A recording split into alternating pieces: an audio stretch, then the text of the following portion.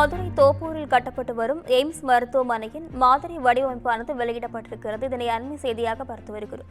இதுகுறித்தான முழுமையான விவரங்களுடன் செய்தியாளர் சிவகுமார் இணைப்பில் இருக்கிறார். வணக்கம் சிவகுமார், விவரங்கள் என்ன பதிவு செய்யுங்க. அதாவது இந்திய அரசோட சுகாதாரம் மற்றும் குடும்ப நல அமைச்சகத்தின் அதிகார வரம்புக்கு உட்பட்ட உயர்கல்விக்கான ஒரு மருத்துவ பல்கலைக்கழகம் சொல்ல போறதுல எய்ம்ஸ் சொல்லலாம். அதாவது நாடு முழுவதுமே இந்த எய்ம்ஸ் மருத்துவமனையானது இருந்துட்டு வர நிலையில தமிழகத்துல மதுரையில எய்ம்ஸ் மருத்துவமனை கொண்டு வரணும் அப்படின்னு சொல்லி பல ஆண்டுகளாக இந்த திட்டமிடல் நடப்பட்டு இருந்தது. இந்நிலையில மாநில அரசு தரப்புல இடம் ஒதுக்கி கொடுக்கப்பட்டு மத்திய அரசு தரப்புல அதுக்கான நிதி ஒதுக்கப்படணும் அப்படிங்கிறது தான் அதோட மூலாதாரம். அதை அந்த அடிப்படையில தற்போது மதுரையில் இருக்கிற தோப்பூர்ல அந்த எய்ம்ஸ் மருத்துவமனை அமைக்கப்பட்ட பிறகு அதோட பார்வைகள் எப்படி இருக்கும், அதோட லுக் எப்படி இருக்கும் அப்படிங்கிற மாதிரி ஒரு வீடியோ ஒன்று தற்போது வெளியிடப்பட்டிருக்கு எய்ம்ஸ் நிறுவன தரப்புல.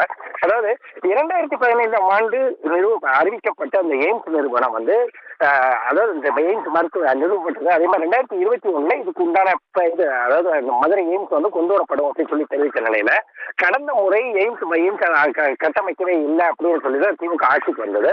இந்நிலையில எய்ம்ஸ் மருத்துவமனையானது அதன் உட்புறம் எப்படி இருக்கும், அதே மாதிரி அது எத்தனை கட்டிடங்களை கொண்டது, அதே மாதிரி அதுக்கு உண்டான என்னென்ன வசதிகள் இருக்கும் உள்ளிட்ட பல்வேறு கட்டமைப்புகளை உள்ள கொண்ட ஏறத்தாழ 4 நிமிடங்களுக்கு மேல் ஓடக்கூடிய ஒரு வீடியோவை தற்போது மத்திய அரசு வெளியிட்டிருக்குது. இதுல பாத்தீங்கன்னா அதாவது எம்பிபிஎஸ் தொடங்கி எம்எஸ் முதுநிலையில படிக்கக்கூடிய அந்த மருத்துவ மாணவர்களுக்குள்ள அனைத்து அடிப்படை வசதிகளும் செய்யப்பட்டிருக்கும். அதே மாதிரி 3000க்கும் மேற்பட்ட படுக்கை வசதிகள் இங்க கொல்லப்பட்டிருக்கும் அப்படின்னு சொல்லி தற்போது கூறப்பட்ட அதன் அடிப்படையில் தற்போது கட்டுமான பணிகளானது மதுரை தோப்பூர் துவங்க இருக்கிறது.